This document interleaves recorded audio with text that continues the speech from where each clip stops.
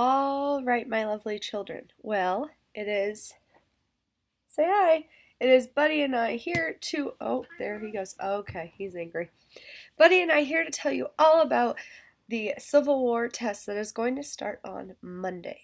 You will have Monday and Tuesday to take the test. If there is some sort of weather, then we will take the test on whatever first 2 days of school that we have next week. I'm not here to be a weather lady.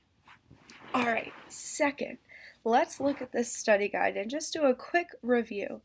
This might be a really cool way for you to hear out loud some things to test if you really know the material before you look at your answer key.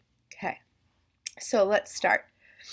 A civil war. Are you able to define what a civil war is? A civil war is when the citizens of one country go to war against each other. Students may provide various reasons why the Civil War happened or why any Civil War will happen, as long as they support their answer and make good, sound arguments. Then you have your vocabulary words. There are 12 vocab words. You will be asked to use 3 to 4 vocab words to explain what helped lead the United States to a civil war. Why did the abolitionists help the United States enter a civil war? Well, abolitionists in the North refused to follow the fugitive slave law and return slaves. They protested. They used civil disobedience. Buddy, don't bite. They also wrote books and gave speeches and did things to help promote the ending of slavery. In connection to this, civil disobedience is our second word. And how did civil disobedience help lead our country to a civil war? People were breaking laws, and it was making Southerners really angry because they believed that their beliefs and their laws weren't being respected, and they felt like the North wasn't respecting their state's rights, their state's sovereignty, their right to be an independent state and make decisions for themselves. How did Bleeding Kansas lead to the American Civil War? It was decided that the people of Kansas were to vote. It's called self-determination, a popular vote, popular sovereignty, and these people were to vote and decide whether the new state of Kansas would be a slave state or a free state. Well, people voted, and you had citizens of Missouri come over the border, go into Kansas, vote in favor of slavery, and then leave. When the vote was over, Kansas suddenly had a slave-supporting government. Abolitionists didn't approve of this, so they created an anti-slavery government. So we had 2 governments in Kansas. And people armed themselves and they started walking around with guns, and before you know it, slave supporters were attacking free towns, and free towns were attacking slave-supporting towns, and it led to an outbreak of a civil war in Kansas. The United States Army had to go in and break up all the fighting.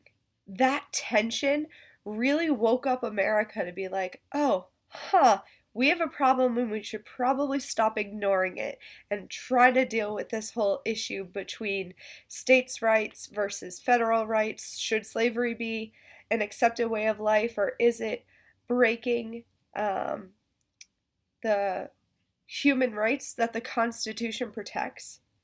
So I could go into much more detail, but that's just an overview. Number 4, how did the creation of the Confederate States of America lead to the Civil War? South Carolina was the first to secede and break away from the Union, and 11 other states are going to follow. And they created their own government, the Confederate States of America. This made Confederate citizens feel that Okay, we're going to create our own government. We're going to support our way of life, our traditions, our economy. We're going to protect our business. We're going to protect who we are. Slavery is like this necessary evil thing. People of the Union, many were like, whoa, hold up. You guys cannot just leave the country. You cannot just break away. You have to remain united because we are the United States of America, and the Constitution doesn't have anything in it that says states could break away. So, that is another tension that helped lead to the Civil War. Because there were the forts in the South, and like Fort Sumter was running out of supplies, but it was in a Confederate state, but it was a Union fort. And so Lincoln was like, I'm going to send troops there without guns. And hey, South, if you shoot at us, it's on your hands and not mine that this war and that violence is starting. In your hands is the decision to go to war. So that helped lead to the Civil War. Fort Sumter, I just kind of dove into that a little bit. The Confederates attacked the fort before any Union reinforcements could get there, and the Union soldiers that were in the fort ended up surrendering before anything could happen. The Fugitive Slave Act, how did this lead to the American Civil War?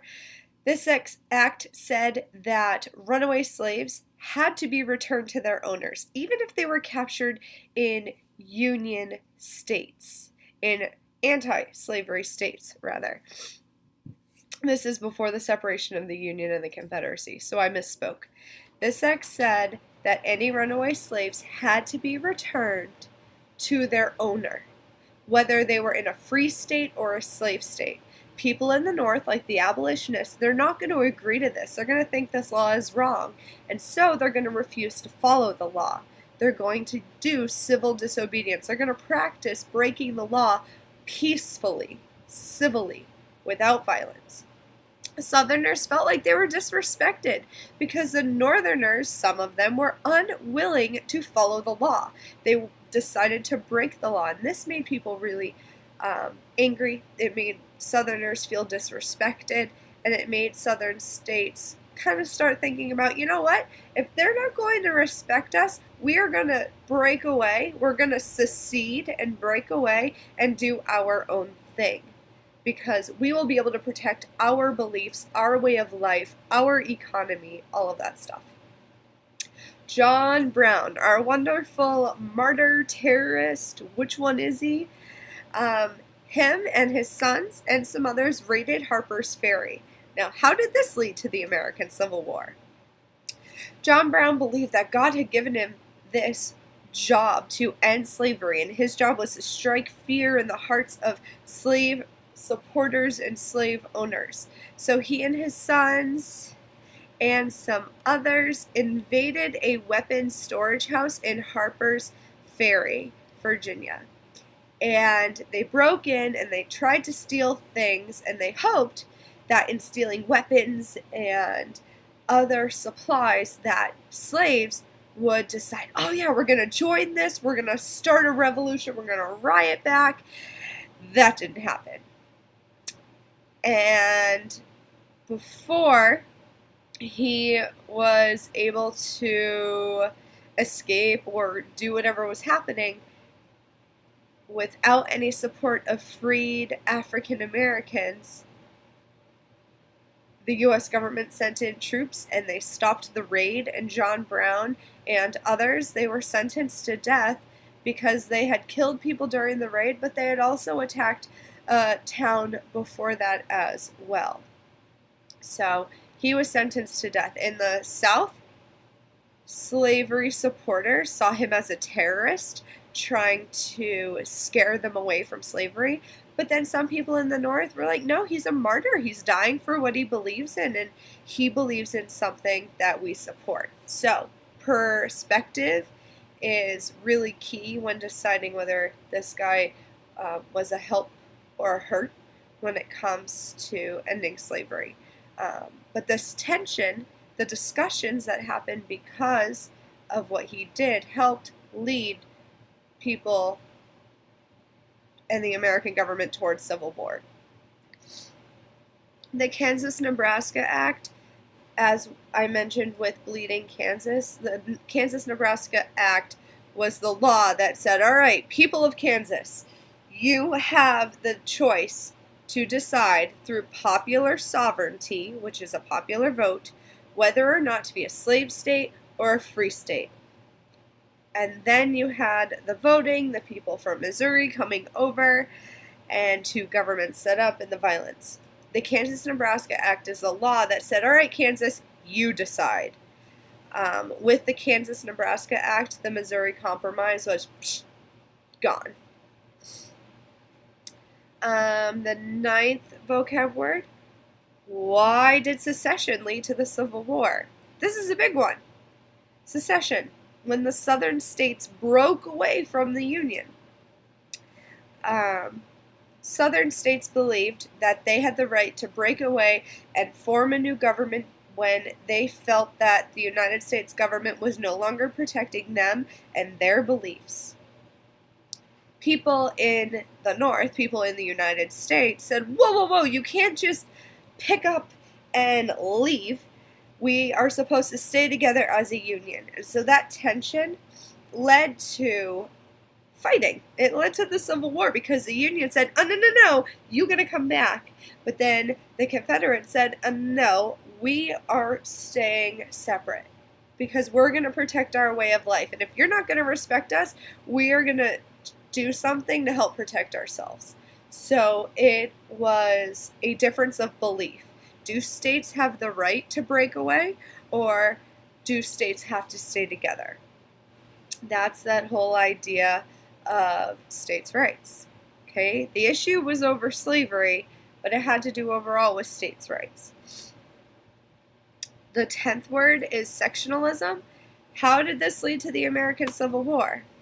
When someone has pride in their section of the country and they believe that their area of the country is better and therefore they deserve and their area should get what it needs to be better and to grow, that leads to a division between what we discovered, the Northwest and the South, because these areas all wanted different things, but they were unwilling to compromise and work together to find a way to balance it all out.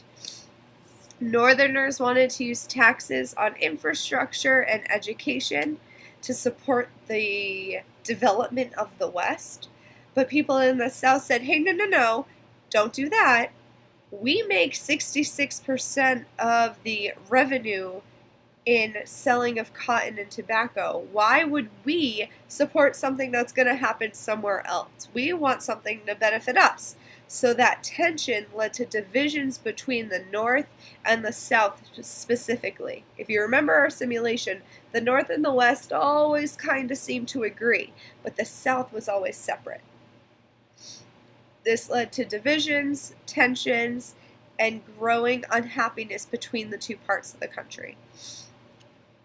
The 11th word are the slave codes. How did the slave codes help lead to the American Civil War? So the slave codes were these laws that said African Americans are not allowed to learn how to read, write, they cannot go to school, they cannot be places without permission.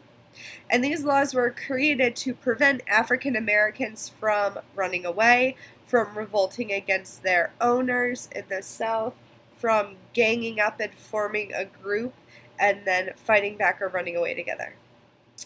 Buddy has come back. So this led to tensions that led to the American Civil War. Hey, dude. Because abolitionists refused to follow these laws and they disagreed with them. Hey. And so with that, there's going to be growing tension again because people in the South feel like, hey, you know what? Y'all aren't respecting us and this is unfair. And then people in the North are going, it's not fair. It's against human rights that you are preventing a group of people from doing something because of the way they look or where they're from. Okay, that's racism that we talked about. So that's another thing. How did the Underground Railroad lead to the American Civil War? The Underground Railroad was a way for abolitionists to practice civil disobedience. So it kind of ties in with those two terms which we talked about on the first page. It was a network of safe houses and trails and people who helped guide runaway slaves to freedom in the North or in Canada. So out of those 12 words, pick 3 or 4 that you are super comfortable with and be able to briefly, I'm not looking for extensive paragraphs here, briefly explain, all right, here's what it is and here's how it helped lead to the Civil War. None of these things led to the Civil War by itself. They all came together and helped lead to the outbreak of war. It's like when you play dominoes and one domino hits the next, which hits the next, and it all falls down. These created this domino effect of events that helped lead to the American Civil War. I have full faith that you will be able to do this. All right, next, you will have to explain what the Confederacy wanted to do to win the American Civil War. So we have 3 things. The Confederacy wanted to capture D.C., keep their land and not lose any land to the Union, and then just fight long enough to tire out the Union in hopes that the Union would just leave them alone and let them be separate. Now, when explaining this, you are going to need to mention the 3 or 2 and how each thing would help lead to a Confederate victory. So how did capturing Washington, D.C. help the Confederates possibly win the war? How would it? Because they didn't end up doing it. But in their eyes, how would it help them win? How would keeping their land and not losing any help them win? How would fighting long enough and tiring out the Union help them win? Those are questions that you should ask yourself. The Union. What did the Union want to do? We're going to do the same thing with this one. We're going to look at their strategy or their objective, and then we're going to take it and go, all right, how does this help them win the war? Because on the test, you're going to have to explain what the thing is, and then in your eyes, in your belief, how does it help them win a war? So, how is the Union capturing Richmond helping them win a war? How is blocking southern ports and trade with Britain and France helping the Union win the war? How does controlling the Mississippi help the Union win the war? How does regaining southern territory lost to seceded states help the Union win the war? These are the questions you need to ask yourself and be able to explain. Okay? As long as you support your answer and make a strong argument with evidence to support your claim, you will receive credit as long as it makes sense. If you're writing about information that's not accurate and you say that, yeah, the Confederates captured Washington, D.C. and they burnt it down. No, that did not happen. Washington, D.C. was attacked during the War of 1812, not during the American Civil War. Right, bud? He says right. All right. Primary sources. So here's this guy. You want to be able to look at this teeny tiny little image and discuss what it represents. Now, it's a snake that goes all the way around the south. What does a snake do when it's about to capture its prey? It constricts and wraps around it and cuts off its supply of things. Just like how the Union wanted to cut off supplies and infrastructure and trade to the Confederacy, to make the Confederacy weaker. So you're going to want to be able to explain the Anaconda Plan. Also, African American soldiers, why did they fight in this war? You know, why didn't they just run away and go to the north or go to Canada and just find freedom and get away from all of this. African American soldiers, some of them, stayed and they fought because, number one, they were born in this country, most of them, and they were Americans and they wanted to fight for a better life for them and for their loved ones and for their future children. Samuel Cable from the 55th Massachusetts said that he was fighting for a brighter day when him and his family and friends could enjoy the full benefits of freedom and justice. Okay, they fought for independence and freedom to work and get paid and not be treated like property. Then we talked about the Emancipation Proclamation. It allowed African Americans to join, quote, into the armed service of the United States to, unquote, run forts and man other positions. The Emancipation Proclamation also said that on this first day in the year of our Lord, 1863, this is in January, all slaves in rebelling states, so all slaves in the Confederacy, are now and henceforward forever free, meaning that these people are no longer slaves. That in the eyes of the Union, every African American in the South is now a free individual. The Emancipation Proclamation outlawed or made illegal slavery in the Southern rebelling states. After the Emancipation, we talked about General Order 143, which was sent out to military forts and to regiments and platoons and leaders.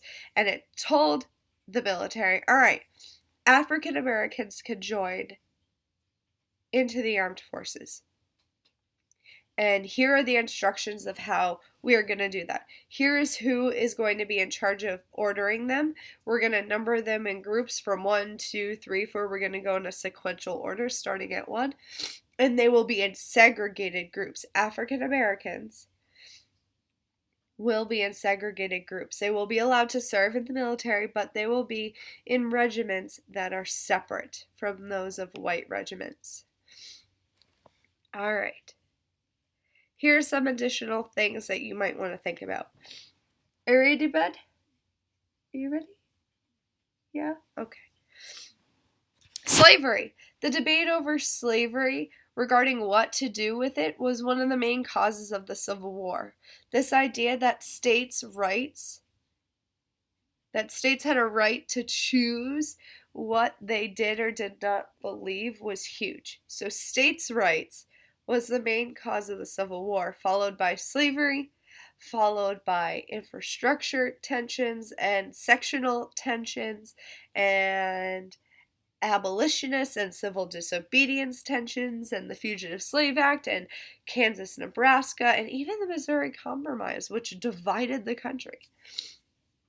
Leading into this, the Missouri Compromise made it so that states from Missouri and below had to be slave, and states Missouri and above had to be free. With the Missouri Compromise, Missouri would join as a slave state, and then Maine would join as a free state. Economically and culturally were the two areas where the United States was divided the most.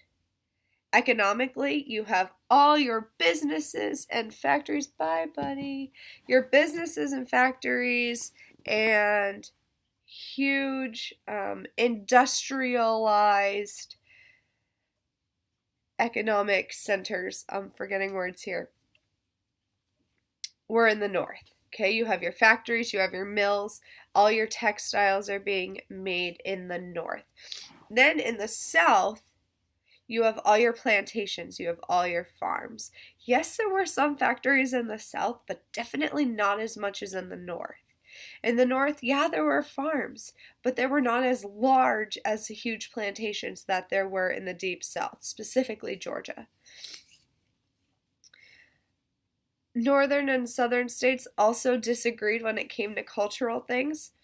such as slavery, such as education. In the South, they believed education was an at-home private family matter, and if a child was to be educated, then a private tutor or a boarding school were ways to educate children.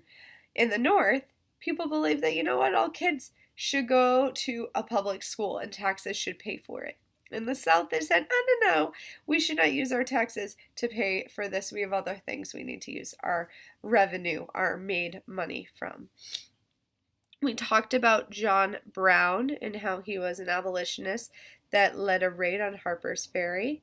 Now remember, not all abolitionists were peaceful.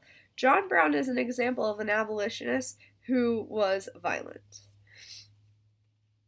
Washington, D.C. is the capital of the United States, and it still is. And Richmond, Virginia is going to be the capital of the Confederate States.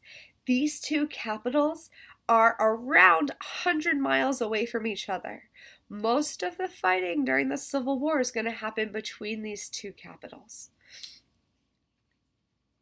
During the Civil War, soldiers primarily wrote letters to keep in touch with their loved ones and families.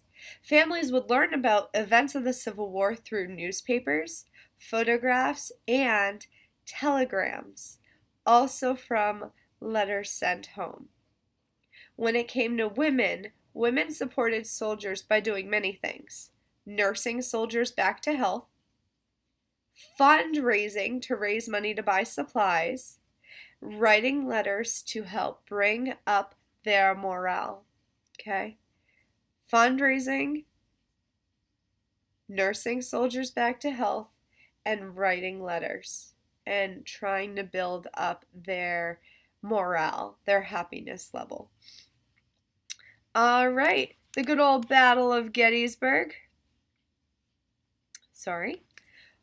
Gettysburg was super important for the Union because it provided the victory needed to show people in the North that, oh, look, hey, we can win a war.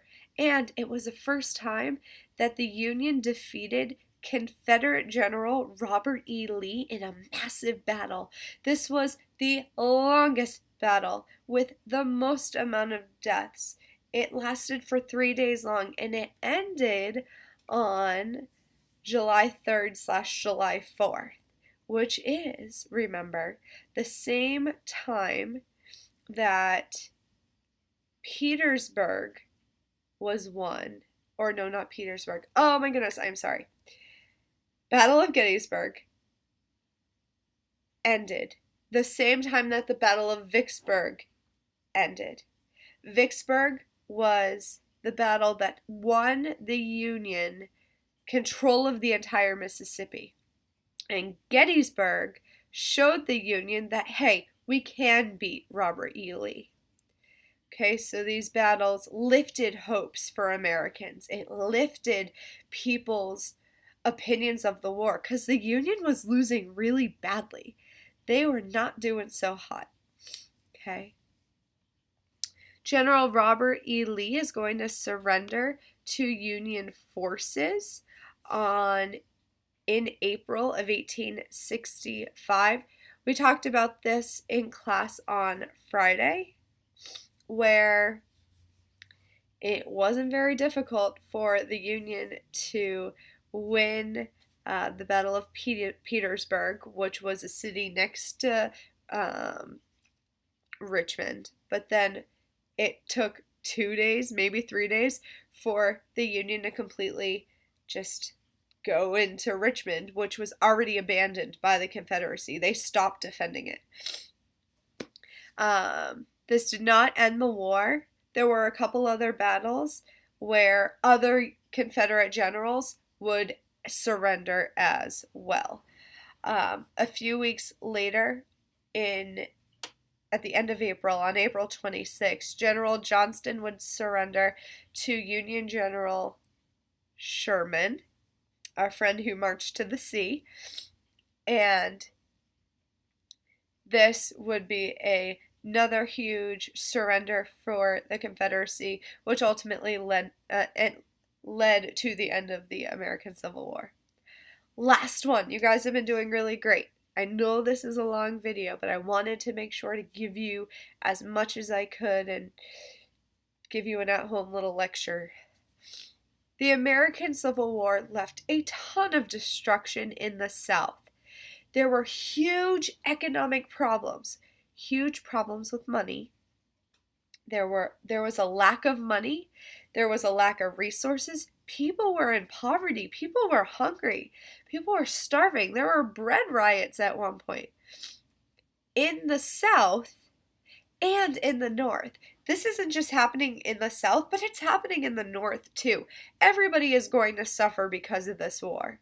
Whether it's they all lost somebody, whether people lost someone, a brother, a father, a cousin, a husband, or they lost a job, they lost their business, they don't have any more resources coming up, so they can't make things in their factory. So businesses are going to struggle.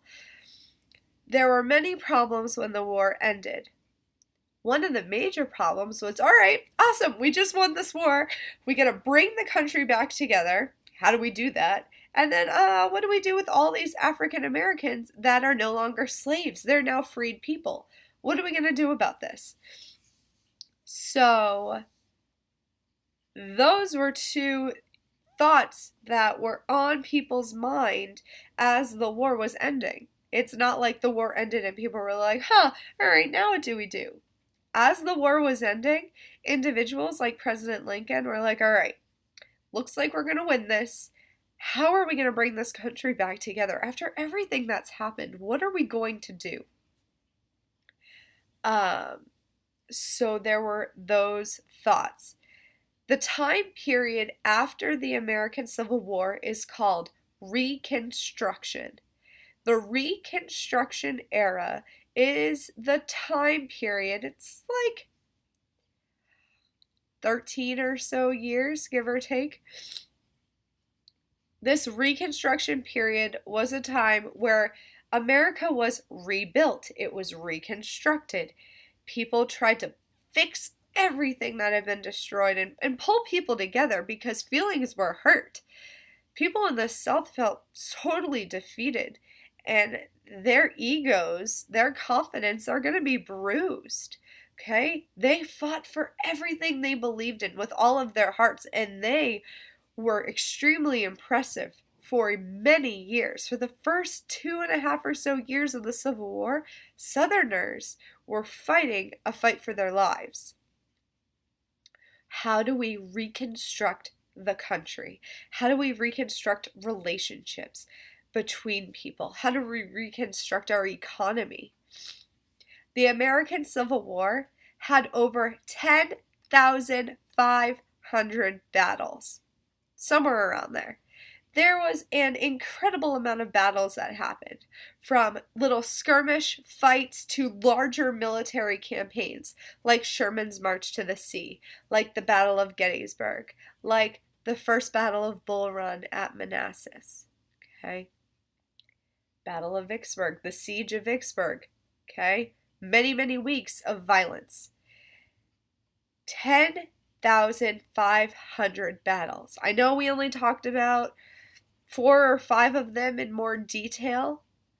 Okay, you could take a class for years on everything that happened during the American Civil War. But I hope that everything we have gone through has helped you understand at least a little bit more how the war happened, why it happened, what happened during the war, why did the war end the way it did.